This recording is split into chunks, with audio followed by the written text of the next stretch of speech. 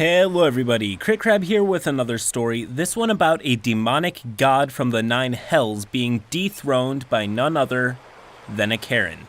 Roll post. While I've played countless modules for D&D 5e, some of the best moments I've had have involved homebrew adventures with small groups of players who are motivated to drive the story. This story tells of my best experience after DMing for 3 years. I was DM for a party of 5 15th level players, Druid, Paladin, Barbarian, Wizard, and Cleric. They had just finished the Tomb of Horrors, and after being revived some 10 times by the Cleric, the party decided to head back to town. The town that the players returned to was unusual to say the least. Its ruler, King Dworic the Gold-Hearted, strictly enforced a fiat money system where people's gold would be confiscated and they would be given stamped seashells that represented the money that was taken from them, to use for trade. The players, astonished that a town was taking people's money and giving them shells that had no relative value outside of its gates, decided to start a revolution. The Cleric and Paladin set to work organizing civilians to meet in private to discuss plans to overthrow the town's castle, while the rest of the gang scoped out the castle for a means inside. Finally, the night had come, and the party had organized riots throughout the streets while the party infiltrated the castle. After a number of fights with castle guards, the party was finally able to subdue King Dworic. The wizard cast Mordenkainen's mansion to hide the bound and gagged king, while the party went searching for the castle coffers to get their gold back.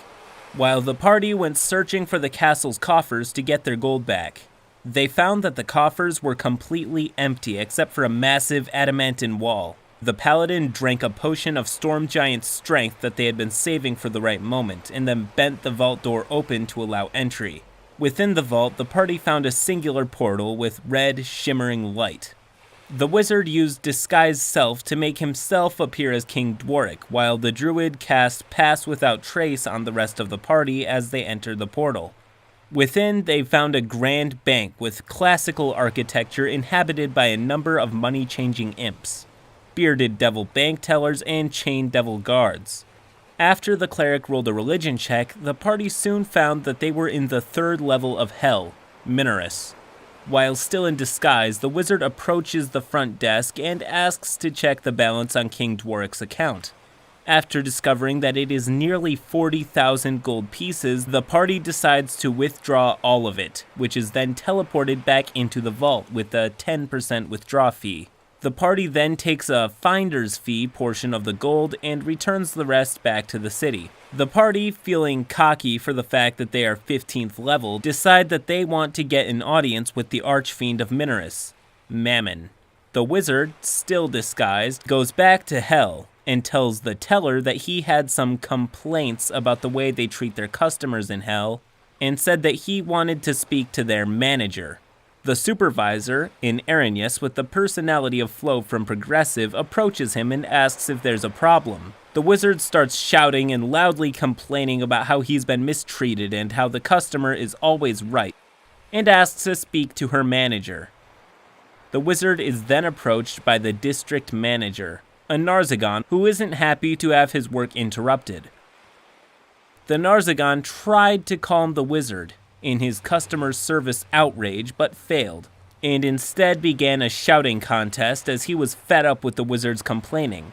The wizard, astonished to see the district manager would yell at him, asked to speak to his manager. The Narzagon said that the regional manager was on vacation, but after more shouting, he was able to schedule an appointment between the two of them in a fortnight. The Narzagon was later fired from his position, and the party was awarded experience as though they had killed him.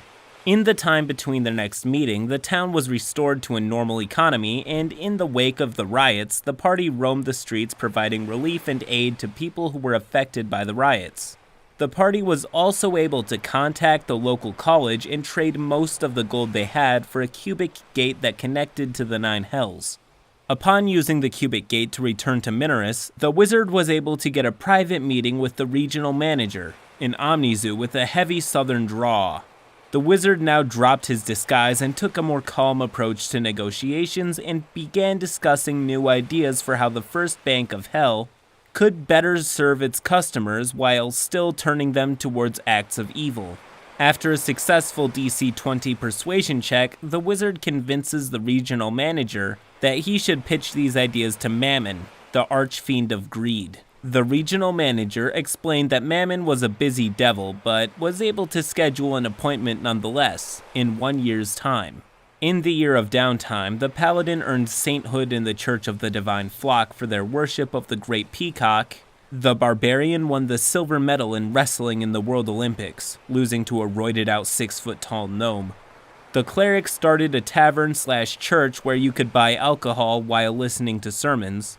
The druid got both married and divorced after his husband found out that he was using illusion magic to make himself look more handsome. And the wizard convinced the Wizarding College to name the college after him if he could deliver the body of an archfiend, and asked the professors of the college to wait in its courtyard at the time of his meeting with Mammon. Finally, the time had come, and the party reunited from all around the world to come back together to defeat Mammon, for no other reason than because they wanted to.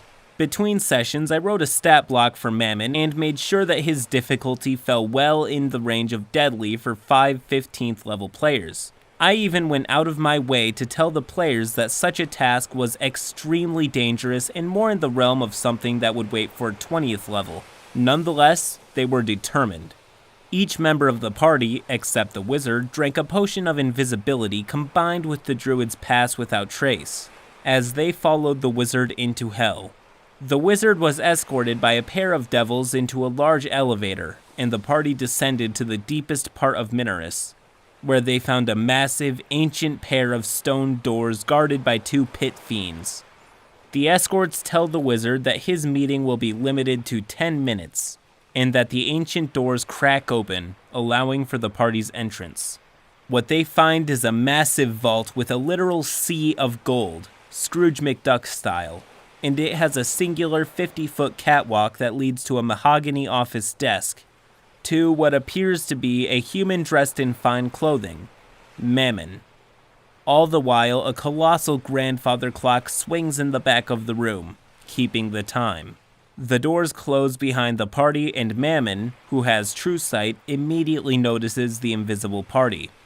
And he asks the wizard who his friends are. The wizard, who tried to play it cool, said, "What friends?" and rolls a 3 on his deception check. Fighting immediately breaks out, and Mammon transforms into a large devil with bat wings, horns, and a snake tail instead of legs. Mammon casts Tsunami on the party at 9th level, using the Sea of Gold instead of water. Half the party's hit points are immediately wiped out, and the cleric has to use Mass Healing Word to bring the cleric back into consciousness. The barbarian makes a beeline for Mammon, and the druid levitates to the ceiling, casting spells from afar. And the paladin sprouts angelic wings and flies at the archdevil while the paladin and cleric swim out of the sea of gold they're buried under. Multiple rounds of combat pass as the party begins wearing down and Mammon is bloodied. As a reaction, Mammon attempts to conjure 1d20 imps, but the wizard casts Counterspell, rolling a 19. Finally, the paladin attacks Mammon with their flail with disadvantage, but rolls 2 nat 20s. With a thunderous smite already prepared, the paladin adds a max level improved divine smite and doubles all of the dice for their critical hit. In one momentous swing of the flail, Mammon's skull is sunken in and he is defeated. The party has only around 8 minutes before the escorts will return to check on them, but luckily the wizard has an escape plan.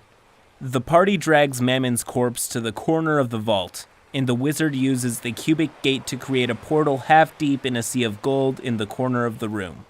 The party then stands on top of Mammon's large corpse and rides it out of the river of gold coins that pours out of the portal, back into the material plane in the courtyard of the Wizarding College.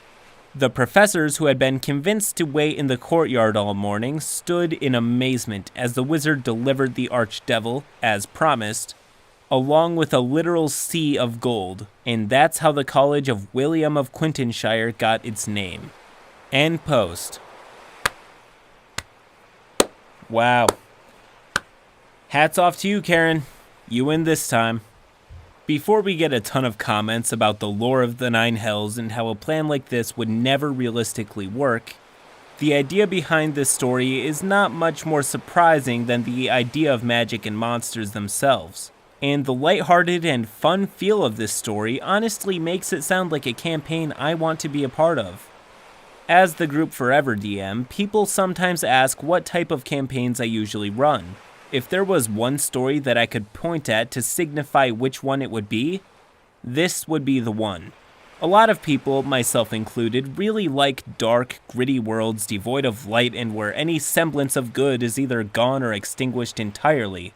But personally, when I actually sit down and run a game, I usually lean towards campaigns that have relatively easy to follow stories, fun interactions with NPCs and the world in general, and just enough moral ambiguity to occasionally test the character's morality, but not to crush them between two impossible choices.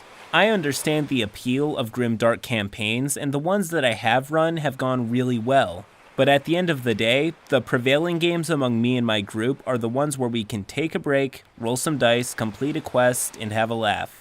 That brings me to the first actual DM tip I've given in a video in a really long while. Sometimes new DMs hit me up and ask me for the best piece of DMing advice I can give. And the answer is simple. DMs, especially newer DMs. When writing your campaign and building your world, remember to make sure that you're having fun too. If you're anything like me, it's way too easy to overwhelm yourself with making all of the little intricate details to ensure that your campaign is a masterpiece. While it is really nice to have all the bells and whistles, it doesn't really matter nearly as much as making a game that you enjoy running and your players enjoy playing. If that requires sacrificing a little bit of in-game depth or intricacy, then I'm positive that that's a sacrifice worth making. Sometimes, less is more. Anyways, if you enjoyed this video, please do leave a like and subscribe to the channel for more stories just like this one. Till next time.